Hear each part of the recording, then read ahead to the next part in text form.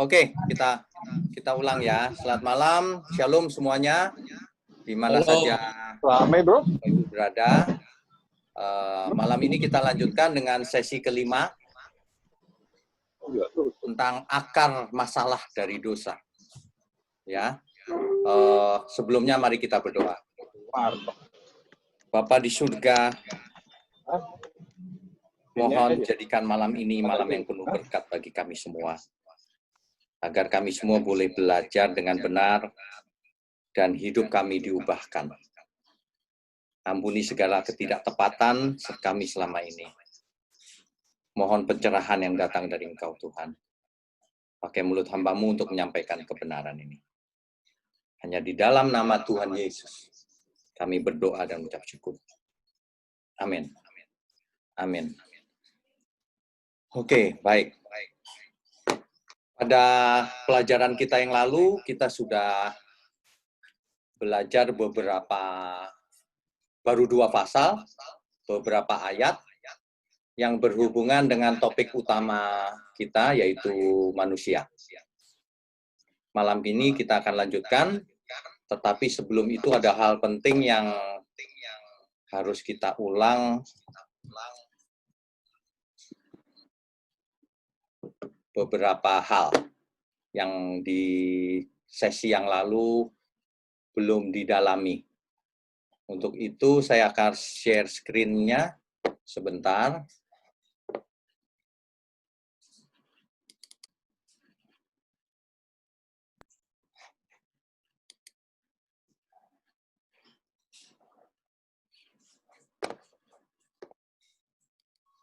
Sebentar ya Bapak Ibu ya. Saya share sebentar.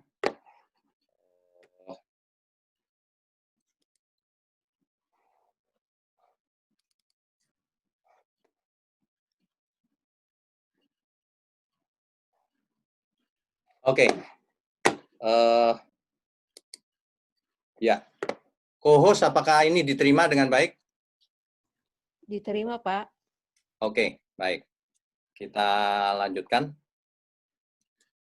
Di pembahasan kita yang lalu, kita sudah sampai pada Kejadian 2 sampai akhir ya.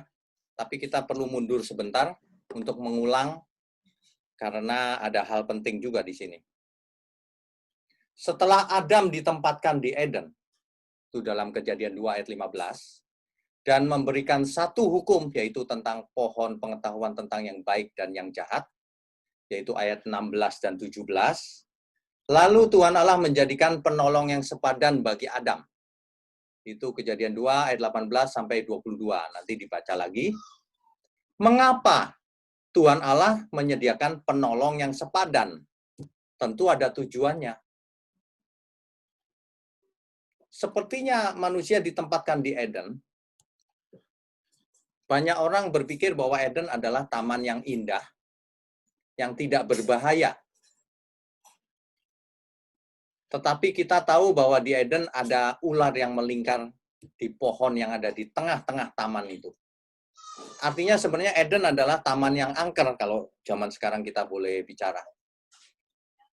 Mengapa Adam diberi penolong yang sepadan? Ya, alasannya bisa banyak. Karena tidak baik kalau manusia itu seorang diri. Tapi kalau kita mengerti tafsir lebih jauh, karena di Eden itu ada bahaya, manusia butuh penolong yang sepadan untuk berjuang bersama-sama supaya menang melawan segalanya. Ingat dalam Kejadian 1 ayat 26, manusia diajar untuk menjadi penguasa di bumi. Harus menguasai seisi bumi. Harus menjadi pengelola bumi yang memimpin di bumi. Kalau begitu, manusia harus mengalahkan semua rintangan yang mungkin terjadi. Nah, rintangannya bisa berupa fisik, bisa berupa non-fisik. Kita tahu bahwa si ular ini adalah personifikasi daripada si iblis. Tentu saja iblis itu non-fisik. Nah, mengapa diberi penolong? Kemungkinan lain lagi, di samping memang Adam tidak baik kalau seorang diri, kemungkinan kita akan lihat nih, Penolong yang sepadan ini penolong yang seperti apa? Mengapa diberikan ke Adam? Apakah ada yang tidak bisa Adam lakukan atau bagaimana? Tanpa penolong. Nah, dalam teks Ibrani, kata penolong yang sepadan ini dipakai kata Ezer Kenegdo. Ezer Kenegdo ini diterjemahkan dalam LAI kita menjadi penolong yang sepadan. Terjemahan ini tentu saja tidak salah, tetapi seperti biasanya, sesuatu yang diterjemahkan pasti terjadi lost in translation. Sudah pasti. Contoh sederhana. Apa ya contohnya ya? Contohnya begini. Kalau kita berkata bahwa aku baru makan, sekarang perutku mahteh. Mahteh itu diterjemahkan dalam bahasa Indonesia apa coba? Nggak bisa diterjemahkan. Diterjemahkan kenyang, mahteh itu bukan kenyang biasa. Diterjemahkan sangat kenyang, ada benarnya, tetapi tetap hilang. Konteks yang sebenarnya, feeling-nya hilang, mood-nya hilang. Mahteh itu makan, kenyang plus berat sekali gitu, matanya udah ngantuk dan sebagainya. Itu mahteh namanya. Dalam bahasa sekarang itu nendang, makan kok nendang. Coba bayangkan kalau ada orang makanku nendang. Lalu diartikan orang secara harafiah. Loh, ngapain makan nendang? Nah, nendang di situ bukan harafiah, mahteh. Mantep gitu. Nah, sama. Ezer Kenegdo. Kalau cuma diterjemahkan penolong yang sepadan, orang bisa salah mengerti. Sepadan apanya? Banyak orang mempunyai pikiran bahwa sepadan itu sama gitu cara berpikirnya. Sama gitu dalam banyak hal. Padahal bukan itu maksudnya. Ya.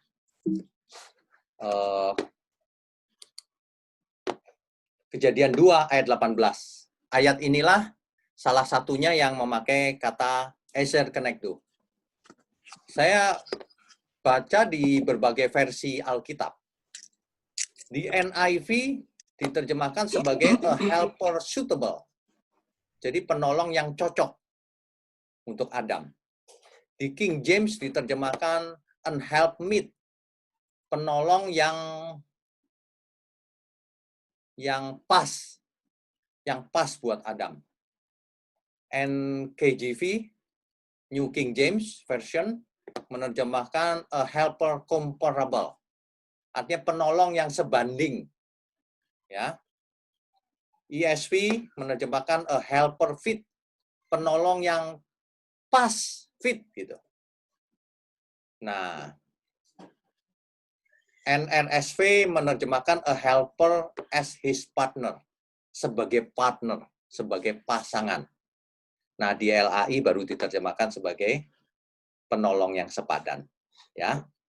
Nah, ini kalau kita lihat, kita pelajari lebih lanjut, kata Ezer ini artinya memang penolong. Tetapi banyak orang merasa bahwa penolong Adam itu, bahwa Hawa itu lemah. Seolah-olah demikian pengertian banyak orang. Padahal Ezer ini penolong yang kuat, bukan yang lemah. Kata ini muncul 65 atau 66 kali di Perjanjian Lama, tergantung terjemahannya terjemahan yang mana. Contohnya di Mazmur 54 ayat 4. Allah adalah penolongku. Penolongku di situ adalah Ozerli. Ozerli itu artinya my helper, penolongku. Ya. Nah, di contoh lain lagi Mazmur 79 ayat 9. Tolonglah kami, Ozernu, tolonglah kami. Itu dari sama dengan Ezer. Jadi tolonglah kami ya Allah. Allah loh yang dimintai. Pakai kata Ezer juga. Jadi penolong yang pakai Ezer ini rupanya penolong yang kuat, bukan yang lemah. Jadi orang salah mengerti kalau menganggap lemah kaum Hawa. Ya. Memang tidak sekuat Adam fisiknya, tetapi bukan lemah. Ya. Nah, kita lanjutkan. Sedangkan kenegdo itu dari akar kata neget. Ini muncul 154 kali di Perjanjian Lama. Sering dipakai juga kata ini. Artinya adalah that which is opposite. Opposite itu artinya yang berlawanan. Bayangkan Adam diberi pasangan yang berlawanan. Atau yang beroposisi, seolah-olah bermusuhan. Tapi bukan bermusuhan. That which correspond, yang sesuai atau cocok. In front of, di depan. Kalau kita bongkar ini lebih lanjut ya, cuma kita tidak akan bongkar di sini, karena ini bukan pelajaran sastra Ibrani. Bapak Ibu kalau mau belajar sastra Ibrani, ada Ibu Rita, ya, akan dalam sekali di sana. Tapi kita akan menarik benang merahnya supaya tafsirnya benar. Nah, istilah eser kenegdo ini kalau diterjemahkan secara harafiah, berarti penolong yang berlawanan atau beroposisi. Jadi bukan penolong yang lemah, tetapi yang kuat. Yang dapat melengkapi apa yang tidak dapat dilakukan oleh pasangannya. Dalam hal ini Adam. Ibarat laki-laki itu pilotnya, perempuan adalah co-pilot. Ibarat laki-laki itu pegang senjata, sang perempuan juga pegang senjata, membantu sang pemimpin. Laki-laki pemimpinnya soalnya. Ya, mulai sekarang, implikasinya ini jelas. Jadi tidak boleh ada seorang suami yang menganggap enteng istrinya. Seorang istri tidak boleh merasa lemah. Seorang istri adalah pendamping suaminya, yang menolong suaminya, yang tidak bisa dianggap lemah.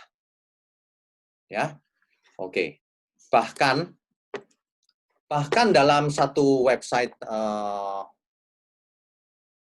para rabbinik, ya, Yahudi rabbinik, kabat.org, itu ada komentari yang sangat terkenal, komentari dari Rashi, itu diterjemahkan begini. And the Lord God said, dan Tuhan Allah berkata, it is not good that man is alone. Tidak baik kalau manusia itu seorang diri. I shall make him a helmet opposite him.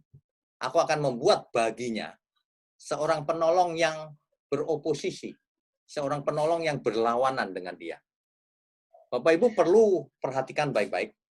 Seorang laki-laki dan seorang perempuan itu memang jenis kelaminnya berlawanan. Makanya tandanya 1+1 ibarat mur dan baut, klop, ya, dalam segala hal, saling melengkapi. Nah, lebih lanjut di komentari dikatakan begini, a helpmate opposite him. Ini bahaya ini. Komentar ini kalau didengar oleh orang-orang yang nggak benar. Dikatakan begini, Rashi membuat komentari, if he is worthy, jika ia benar, seorang suami benar, she will be a helpmate. Istrinya akan menjadi penolong.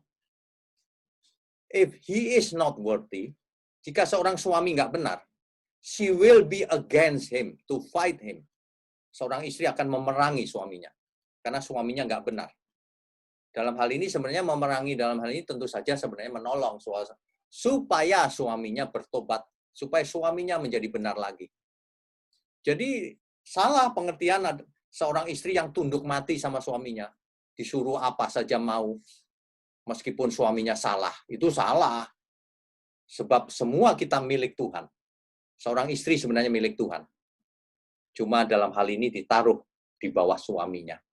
Agar menolong suaminya. Ya, oke. Di ayat ke-23, Kejadian 2 ayat 23.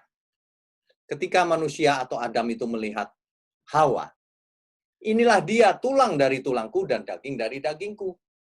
Ini ekspresi Adam, wow gitu kira-kira melihat Hawa. Karena biasanya dia melihat yang berbulu, hewan-hewan semua maksudnya. Sekarang dia lihat yang cantik sekali. Ia akan dinamai perempuan sebab ia diambil dari laki-laki. Dalam bahasa Indonesia itu nggak jelas tuh, kenapa perempuan kok diambil dari laki-laki? Emang kenapa? Tapi kalau dalam bahasa Ibrani jelas, ada permainan kata di sini yang cantik, ya, bahwa perempuan itu Isah dan laki-laki itu Ish. Isah itu diambil dari is. Dari hurufnya saja,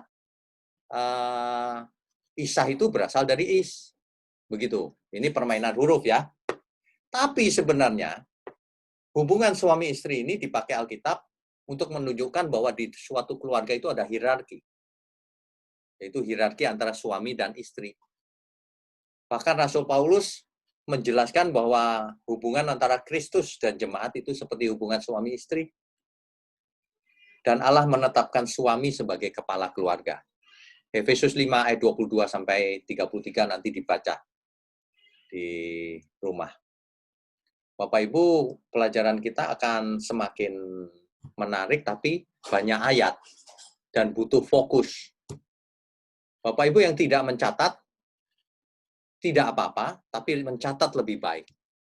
Yang bagi yang tidak mencatat, harus install, harus pasang software online Bible Study. Di software online Bible Study, setiap hari saya berikan poin-poin yang penting-penting begini, sehingga setiap hari seperti belajar. Setiap hari sudah disediakan tools-nya, supaya Bapak Ibu bisa belajar dimanapun di handphone, setiap hari. Setiap hari akan diperbaharui, saya perbaharui terus. Jadi silahkan diinstal, itu pun gratis.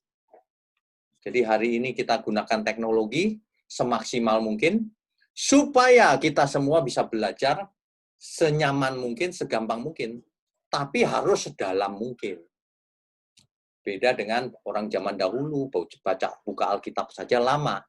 Hari ini di handphone sudah jelas, cepat. Ya, oke, kita lanjutkan. Laki-laki dan perempuan akan menjadi satu daging. Ini adalah Kejadian 2 ayat 24. Sebab itu seorang laki-laki akan meninggalkan ayahnya dan ibunya dan bersatu dengan istrinya, sehingga keduanya menjadi satu daging. Ingat, kalau baca Alkitab, harus bisa membedakan mana yang harafiah, mana yang figuratif. Satu daging di sini harafiah atau figuratif? Tentu saja figuratif. Memangnya kalau suami sama istri menikah lalu nempel dipakai lem gitu dagingnya? Kan tidak, tetap dua pribadi. Satu daging di sini menandakan bahwa keduanya menjadi satu tim di dalam Tuhan. Menjadi satu kesatuan, menjadi echad. Hati-hati Bapak Ibu, echad. Kalau diterjemahkan bahasa Indonesia itu tunggal, esa, echad. Menjadi satu tim dalam mengiring hidup ini menuju ke kesucian Tuhan yang Tuhan inginkan. Jadi satu daging di sini bukan fisik, harafiah. Perhatikan baik-baik ya, mulai sekarang Bapak Ibu harus sudah bisa membedakan mana fisik, mana harafiah.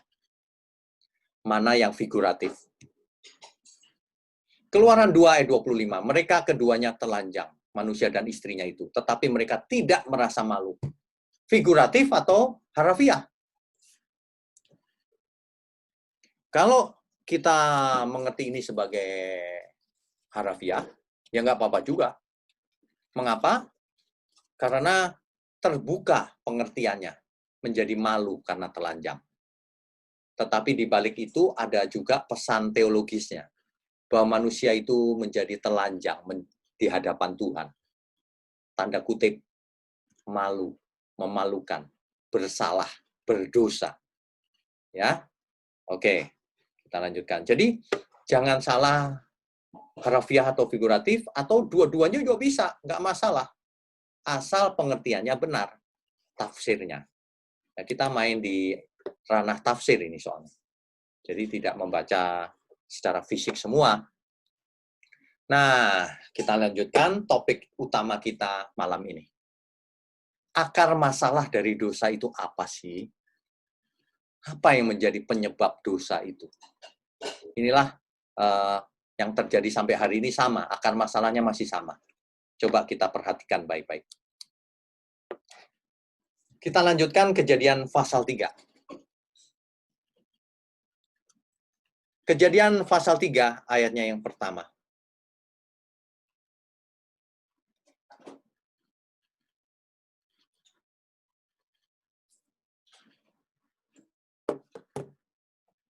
Adapun ular ialah yang paling cerdik dari segala binatang di darat yang dijadikan oleh Tuhan Allah.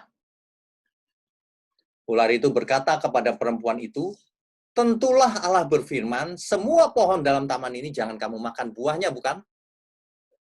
Perhatikan baik-baik. Si ular memulai pembicaraan dengan Hawa. Si ular berkata, semua pohon dalam taman ini jangan kamu makan buahnya, bukan?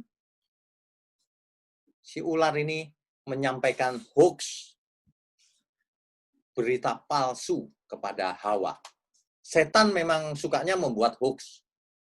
Jadi hari ini hati-hati kalau kita menulis di medsos, bicara, jangan hoax. Apalagi pengkhotbah-pengkhotbah yang ngawur-ngawur itu. Baca internet, dikhotbahkan ngawur. Cari sensasi aja. Bertobatlah kita semua. Kita pernah buat salah juga. Ya, oke. Kenapa ini hoax? Karena yang sebenarnya tidak seperti itu yang Tuhan Allah firmankan. Itu Kejadian 2 ayat 16 sampai 17 itu kan nggak begitu. Coba saya ulang ya. Kejadian 2 ayat 16. Lalu Tuhan Allah memberi perintah ini kepada manusia, supaya semua pohon dalam taman ini boleh kau makan buahnya dengan bebas. Satu ayat nih. Kalau cuma ayat 16, apa yang dikatakan oleh setan ini, ular ini benar. Makanya kita semua tidak boleh pakai satu ayat. Harus dilihat konteksnya. Sebab di ayat 17-nya, tetapi pohon pengetahuan tentang yang baik dan yang jahat itu, janganlah kau makan buahnya. Sebab pada hari engkau memakannya, pastilah engkau mati. Perhatikan baik-baik, si ular, si jahat ini, memulai pembicaraan dengan menyampaikan berita bohong, kebohongan. Ada Alkitab diambil sebagian, supaya konteksnya berlawanan, untuk menyesatkan manusia. Sebenarnya kalau dibaca 16-17, akan benar. Tapi kalau dibaca 16 saja, seperti yang dilakukan oleh si ular, itu berlawanan artinya. Menyesatkan itu. Kita lihat apa responnya Hawa. Hawa tentu tahu dong firman Tuhan. Memang tidak dicatat di Alkitab. Tapi ingat, Adam diberi wewenang untuk menguasai bumi, untuk memimpin. Termasuk memimpin istrinya. Dan tentu saja hal penting ini disampaikan oleh Adam kepada Hawa. Pasti. Ya, itu pasti. Jadi kalau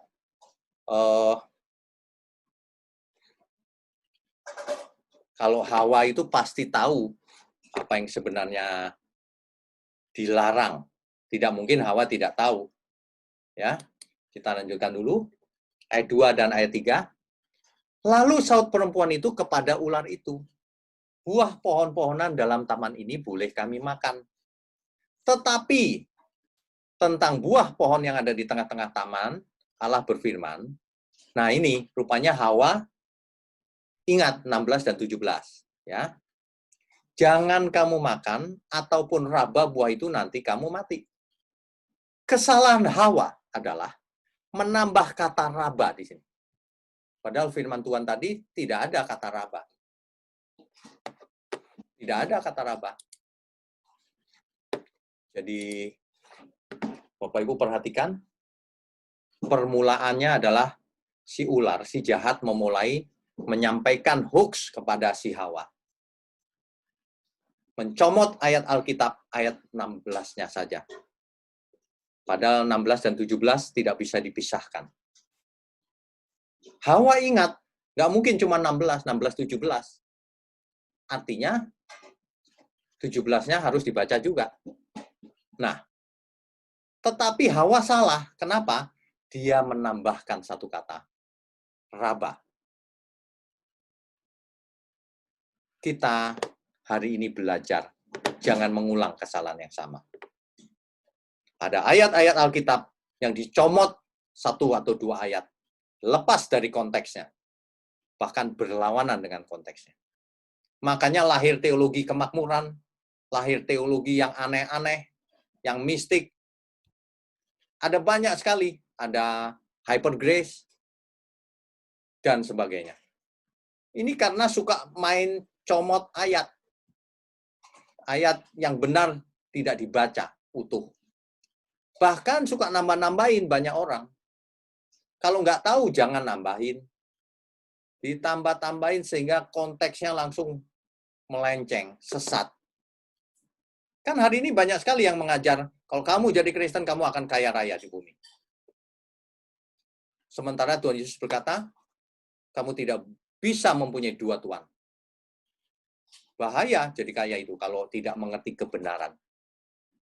Ya, jadi jangan sembarangan kita belajar kitab Kejadian ini, dampaknya sampai hari ini. Ya, oke, kita lanjutkan. Sebentar, saya share lagi screen-nya.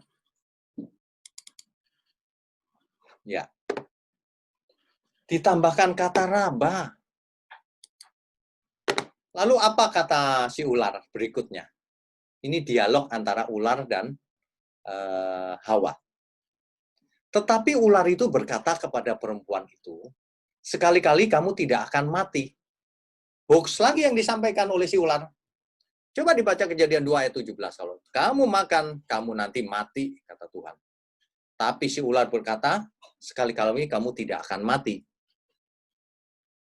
Waduh, sebenarnya lawan kita itu hoax, Injil palsu, ajaran palsu. Itu hoax semuanya itu. Injil yang benar itu firman kebenaran, bukan hoax. Jadi hoax mula-mula terjadi di taman di Eden. Itulah yang menyebabkan manusia jatuh dalam dosa. Mengapa bisa jatuh karena hoax? Ini mari kita lanjutkan. Si ular bisa membuat hoax yang menarik loh. Sekali-kali kamu tidak akan mati, tetapi Allah mengetahui bahwa pada waktu kamu memakannya, matamu akan terbuka. Dan kamu akan menjadi seperti Allah, tahu tentang yang baik dan yang jahat. Si ular bicaranya manis, si Hawa mikir juga ya, iya ya, jangan-jangan Allah tahu tuh, nanti aku jadi tahu yang baik dan yang jahat. Dan mungkin aku nggak mati. Waduh, pikiran ini menyebabkan manusia jatuh dalam dosa. Karena tidak mempercayai perkataan Allah. Tuhan Allah. Tuhan Allah berkata kalau kamu makan, kamu mati. Nggak pakai penjelasan lain, pokoknya mati kamu. Si ular berkata sebaliknya. Lah kok manusia lebih percaya si ular dibanding Tuhan Allah? Salah siapa? Tentu saja salah manusianya. Masa Tuhan menentukan Hawa tanpa sadar makan buah itu? Kan enggak. Kebinasaan manusia tidak dirancang oleh Tuhan. Jadi konsep predestinasi itu salah, saudara. Konsep predestinasi itu sebenarnya menghina Tuhan. Seolah-olah Tuhan yang membuat skenario nanti Adam jatuh, nanti Hawa jatuh. Nah ya, yang buat Tuhan, yang bertanggung jawab harus Tuhan kalau begitu. Tidak. Manusia diciptakan menurut gambar Allah. Selem demut. Ingat itu. Jadi manusia tentu punya kesadaran untuk memilih. Tapi tentu saja dengan akibat yang harus ditanggung. Nanti kamu mati, kata Tuhan. Ini bukan sandiwara, ini beneran. Jadi kalau perempuan ini lanjutnya, mari kita lanjutkan dulu. Coba, ini penyebab utama ini. Perempuan itu melihat pakai matanya bahwa pohon itu baik untuk dimakan. Kayaknya enak dimakan. Sedap kelihatannya. Dia pakai panca inderanya. Lagi pula pohon itu menarik hati karena memberi pengertian. Oh, nanti kalau aku makan, aku bisa mengerti loh. Bisa menjadi seperti Allah. Waduh. Lalu, Hawa membuat keputusan, lalu ia mengambil dari buahnya dan dimakannya. Dan diberikannya juga kepada suaminya yang bersama-sama dengan dia. Dan suaminya pun memakannya. Adam pun makan. Waduh.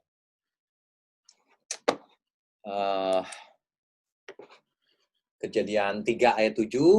Maka terbukalah mata mereka berdua dan mereka tahu bahwa mereka telanjang. Lalu mereka menyemat daun pohon ara dan membuat cawat.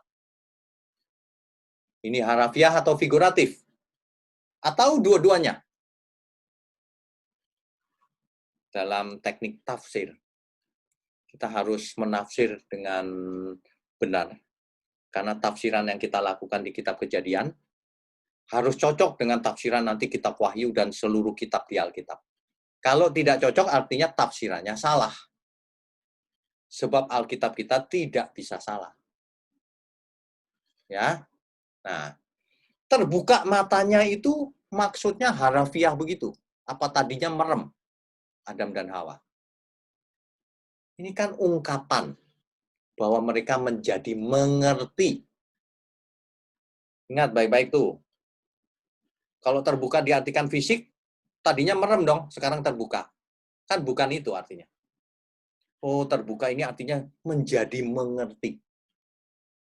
Kok bisa menjadi mengerti? Pengertiannya berubah.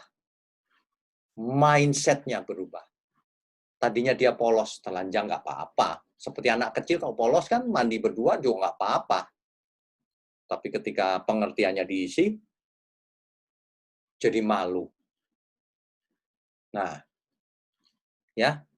Jadi kalau ada orang yang mengartikan ini telanjangnya fisik, ya nggak apa-apa. Tapi yang terbukalah matanya itu pasti bukan fisik. Maka Adam dan Hawa, mereka berdua mengerti, terbuka matanya, tanda kutip. Dan mereka tahu bahwa mereka telanjang. Nah, telanjangnya beneran telanjang boleh. Ada yang mengartikan telanjangnya itu jadi ini, Pak, ketahuan keberdosaannya. Ya bisa juga. Tapi telanjang secara fisik juga karena mindset-nya berubah. Ya. Demikian ya, kita lanjutkan. Karena itu, manusia itu bersembunyi dari Tuhan karena ketelanjangannya. Jadi malu. Adam dan Hawa bersembunyi. Sehingga dicari-cari oleh Tuhan. Tuhan, Adam kok di mana Adam?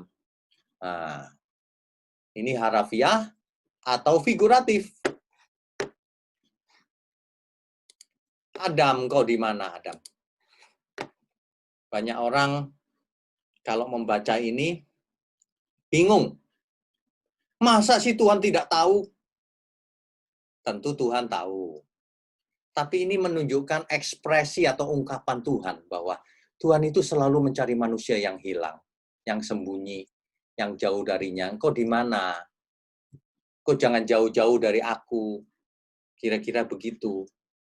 Ya, bukan Adam sembunyi main petak umpet dengan Adam begitu, bukan, dengan Tuhan, bukan. Ya, ini harus dimengerti dengan benar. Ada pesan teologis di balik kalimat itu.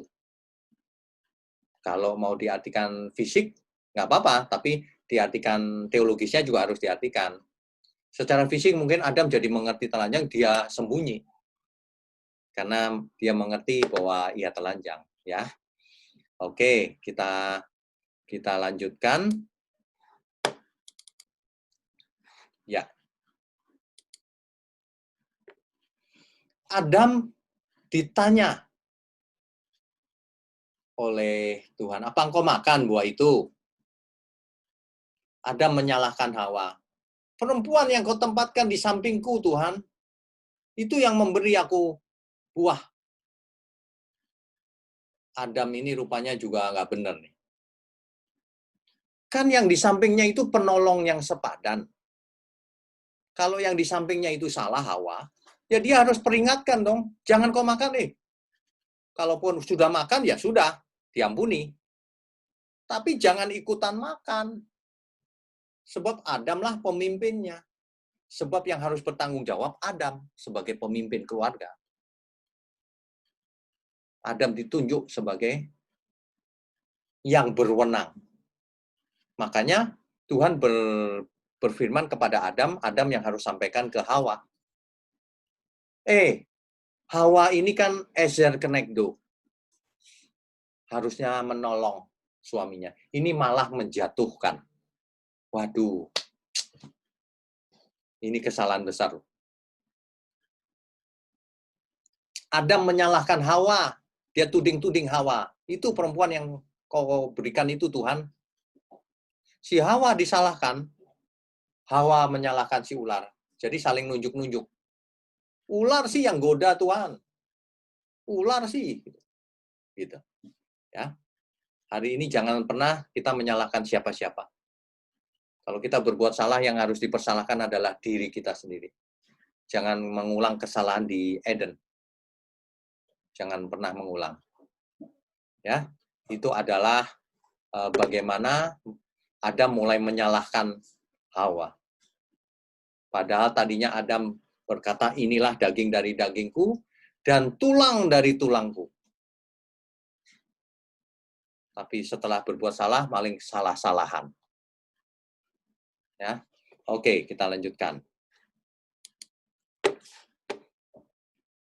Di ayat berikutnya, Tuhan lalu menghukum ular itu, ular tanda kutip, ular terkutuk. Lalu berfirmanlah Tuhan Allah kepada ular itu, karena engkau berbuat demikian, terkutuklah engkau di antara segala ternak dan di antara segala binatang hutan. Dengan perut mulah engkau akan menjalar dan debu tanahlah akan kau makan seumur hidupmu. Ini harafiah atau figuratif? Kalau kita baca, ini sepertinya harafiah ya Bapak Ibu ya. Karena detail sekali ceritanya. Tetapi implikasinya apa? Loh, kalau gitu dulu ular itu tidak merayap dong. Tidak menjalar. Kalau begitu dulu ular bisa bicara dong. Kalau mikirnya harafiah. Ya kan? Kita akan melihat sebenarnya ular ini harafiah atau tidak di ayat berikutnya. Sebab Alkitab itu lengkap penjelasannya. Apa sih konteks sebenarnya cerita ini? Yang kelihatannya kalimatnya harafiah atau fisik? Ya, di ayat berikutnya kita lihat. Ayat 15. Di ayat 15 dikatakan demikian. Aku akan mengadakan permusuhan antara engkau dan perempuan ini. Engkau di situ adalah si ular. Dan perempuan ini, Hawa. Antara keturunanmu, keturunan si ular, dan keturunannya, keturunan si perempuan, Hawa, keturunannya akan meremukkan kepalamu, keturunan Hawa, perempuan ini, akan meremukkan kepala si ular. Dan engkau, si ular, akan meremukkan tumitnya. Nah, kalau ular ini diartikan harafiah, maka firman ini berkata, turun-temurun kita bermusuhan dengan binatang ular. Kan begitu artinya. Kacau kan pengertiannya. Jadi ini bukan harafiah si ular ini. Masa kita dibuat musuhan sama binatang ular? Tidak tandingan lah ya, ular kita tembak mati. Dan tidak bahaya. Tapi ini musuh yang berbahaya. Jadi ular di situ pasti bukan harafiah. Ular di situ pasti si iblis atau setan. Ya, kalau masih ada yang berpikir itu harafiah, ya coba dijelaskan. Kejadian 3 ayat 15 ini. Kalau gitu kita semua musuhan sama ular. Ya. Nah, ayat ini disebut proto-evangelium. Ini Injil yang pertama. Berita baik yang pertama. Adam dan Hawa mengerti bahwa akibat dosa itu tidak hanya telanjang. Karena Tuhan berkata, di mana engkau makan, kamu pasti mati. Jadi Adam dan Hawa ketakutan. Tadinya mereka hidup kekal, tidak bisa mati. Sekarang bisa mati. Tapi Tuhan Allah sangat mengasihi ciptaannya. Makanya setelah manusia berbuat salah, langsung keluar nubuatan yang pertama ini. Proto-evangelium ini.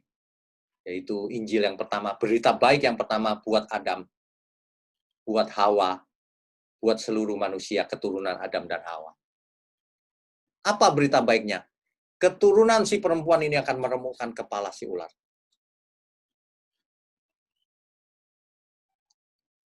Ini suatu lambang, figuratif tentunya, suatu lambang bahwa suatu hari keturunan manusia akan lahir juru selamat yang mengalahkan si iblis. Ya, yang akan mengalahkan si iblis, inilah nubuatannya. Inilah Injil yang pertama sebenarnya, proto-evangelium. Dengan demikian sebenarnya kita tahu bahwa Adam harusnya memenangkan pertandingan melawan iblis. Harus memimpin, jadi pemimpin. Kalau seandainya Adam menang, ia akan hidup kekal selamanya. Di Eden, di bumi. Dan bumi tidak terkutuk. Dan bumi menjadi surganya manusia. Salah satu surganya manusia. Karena bumi, manusia hidup kekal di bumi selamanya dan turun-temurun. Ya, tetapi manusia jatuh dalam dosa, bumi pun terkutuk. Nanti kita lihat ya. Manusia menanggung akibat dari dosa ini. Apa akibatnya? Coba kita baca ya, Kejadian 3 ayat 16 sampai 19. Kejadian pasal 3 ayat 16 sampai 19. Firman-Nya kepada perempuan itu, susah payahmu waktu mengandung akan kubuat sangat banyak. Ini tentu saja fisik, sebenarnya tidak ada arti figuratif lain. Ya, kita baca, kita ulang. Firman-Nya pada perempuan itu, ini Kejadian 3 ayat 16. Susah payahmu waktu mengandung akan kubuat sangat banyak. Ingat, ini benar-benar harafiah. Perempuan akan kesulitan waktu mengandung. Dengan kesakitan kau akan melahirkan anakmu. Makanya seorang ibu yang melahirkan anak kesakitan. Kalau gitu sebelum jatuh dalam dosa nggak kesakitan ya Pak, seandainya melahirkan? Ya pasti. Kan Alkitab yang berkata begini. Akibatnya sekarang kesakitan. Ya. Namun engkau akan birahi kepada suamimu dan ia akan berkuasa atasmu. Jadi ada efek sampingnya dosa ini. Seorang suami akan berkuasa atasmu. Ini perlu kita dalami nanti artinya pada sesi berikutnya ya. Ayat 17. Lalu firman-Nya kepada manusia itu, karena engkau mendengarkan perkataan istrimu, Adam, kamu dengar perkataan istrimu sih, dibanding perkataanku. Kira-kira gitu kata Tuhan Allah. Adam ini aneh juga sih. Hawa sudah aneh. Nambah-nambahin ayat. Lebih percaya si ular daripada suaminya atau Tuhan Allah. Adam ikutan. Lebih percaya Hawa dibanding Tuhan Allah. Ini meskipun tidak ditulis di Alkitab ya, mungkin Hawa sambil nangis-nangis ngasih ke suaminya gitu. Karena tidak mungkin juga kan, si Hawa kasih langsung Adam makan begitu saja. Kan Adam tahu itu larangan. Pasti sebenarnya terjadi dialog yang tidak ditulis di Alkitab. Itu sudah pasti. Kita tidak tahu. Intinya adalah Adam pun menuruti Hawa. Sehingga jatuh dalam dosa. Mungkin Hawa nangis-nangis gitu sehingga Adam ya deh. Mungkin. Kita tidak tahu pasti. Yang Alkitab tulis Adam pun memakannya. Nah, jadi apa yang Tuhan lakukan terhadap Adam? Ayat 17 tuh. Lalu firman-Nya kepada manusia itu, karena engkau mendengarkan perkataan istrimu dan memakan dari buah pohon yang telah kuperintahkan kepadamu, jangan makan daripadanya. Karena kamu melanggar, maka terkutuklah tanah karena engkau. Yang dikutuk adalah tanah.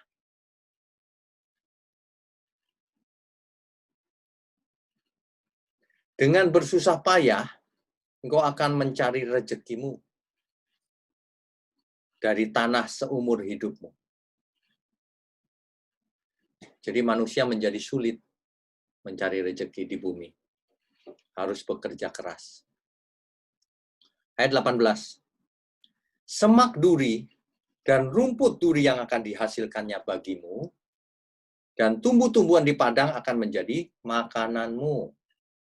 Jadi, di bumi sekarang sudah ada semak duri dan rumput duri. Ini harafiah? Ya, bisa harafiah. Tapi juga bisa artinya di balik pesan harafiahnya ada pesan teologis juga. Bahwa bumi akan menjadi susah, menyusahkan. Ada banyak sekali menyusahkan rintangan. Ya.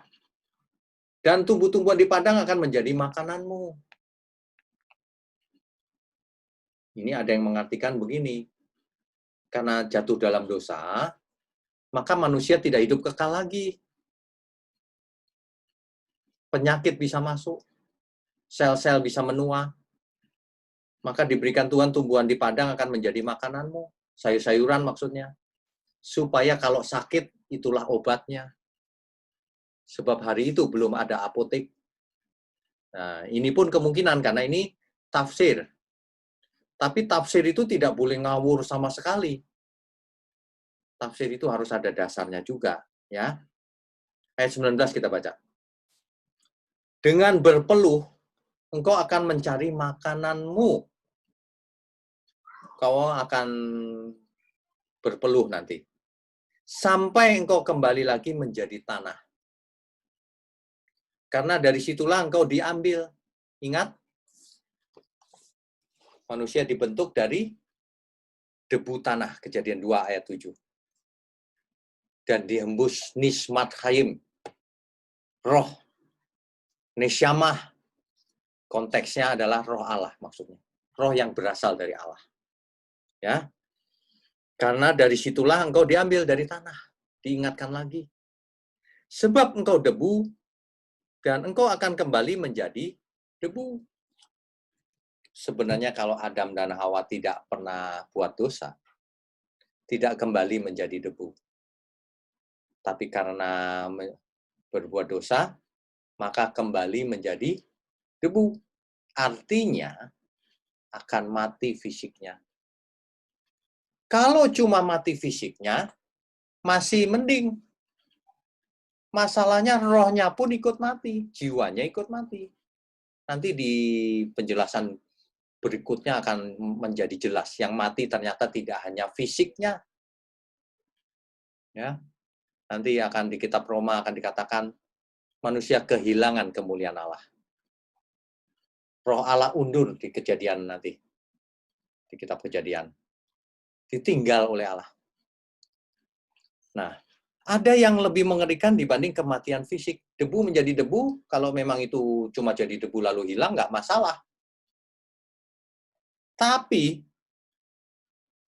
kalau nanti manusia itu dihakimi rohnya, jiwanya, ini menjadi masalah. Masalah paling serius.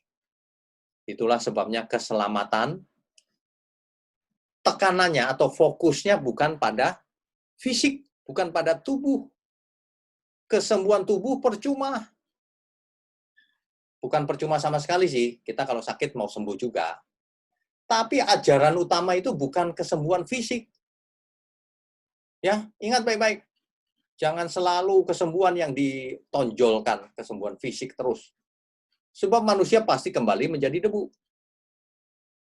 Daging dan darah kita ini tidak mendapat bagian dalam kerajaan surga. Nggak bakalan masuk surga. Tubuh kita ini nggak bakalan masuk surga. Akan kembali menjadi debu. Yang masuk surga adalah roh atau jiwa kita. Diberi tubuh yang baru. Nanti suatu hari kita akan sampai ke kitab yang membahas tentang itu. Hari ini kita sudah belajar apa sih akar masalah dari dosa ini? Kenapa manusia jatuh dalam dosa? Kalau kita perhatikan, coba perhatikan, kenapa Hawa menanggapi si ular? Ular memancing dengan hoax. Boleh kamu makan kan semuanya? Supaya Hawa penasaran. Kesalahan yang pertama manusia, menanggapi perkataan iblis.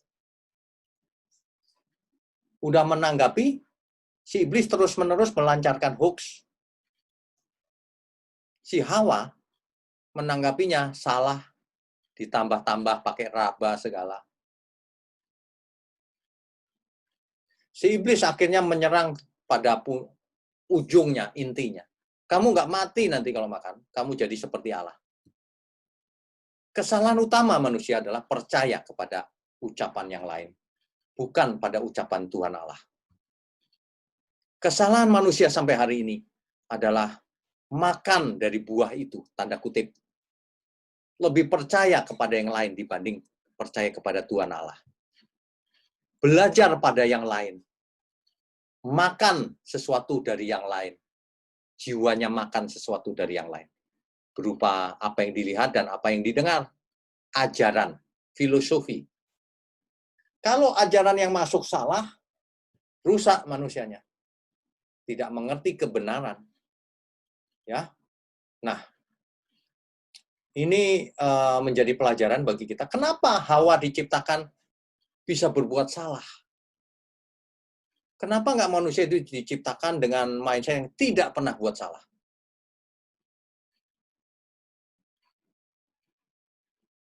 Bapak Ibu tentu ingat, manusia diciptakan hampir sama seperti Allah, serupa dengan Allah. Maksudnya tentu saja punya kesadaran, yang punya kebebasan untuk memutuskan keputusan diri sendiri, membuat keputusan yang independen, yang bebas, tidak dipengaruhi siapapun. Mengapa manusia diberi kehendak bebas? Mengapa? Resikonya manusia itu bisa salah. Resikonya manusia bisa berkhianat terhadap Tuhan. Resikonya manusia bisa bandel. Kenapa diberi kehendak bebas? Karena manusia tidak diciptakan seperti robot biologis. Manusia diciptakan supaya menjadi anak-anak Allah yang luar biasa.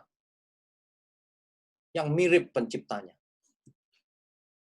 Jadi harus punya kehendak bebas.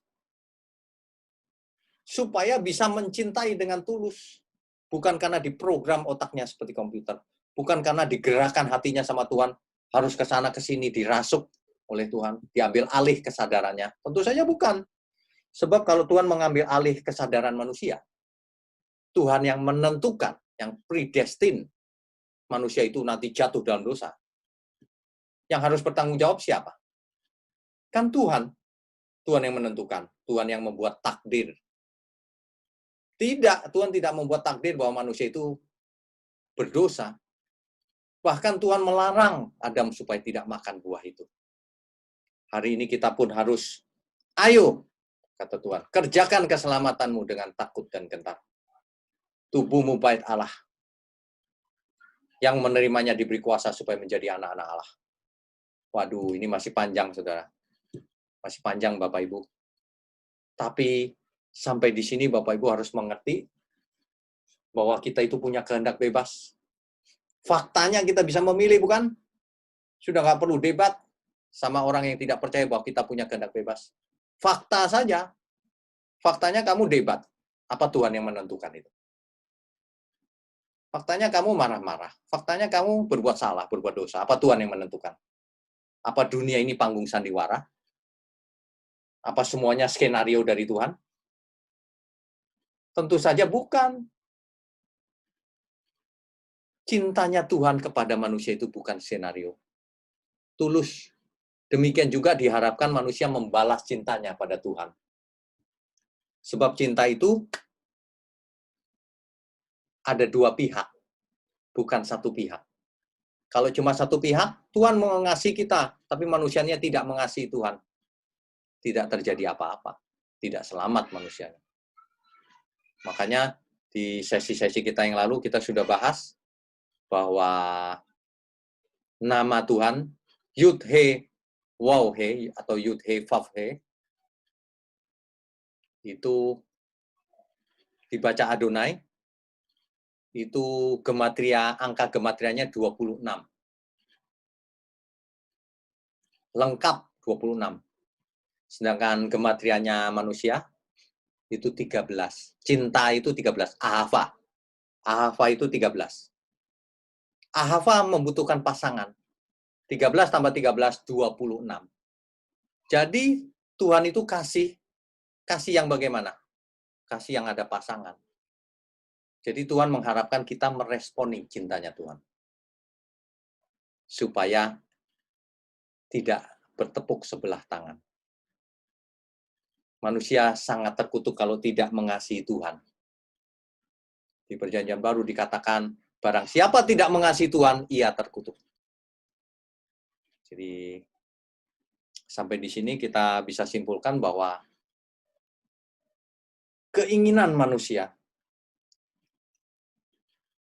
yang dilakukan manusia yang tidak seturut dengan kehendak Tuhan atau melanggar aturan, itu sama dengan berkhianat sama Tuhan.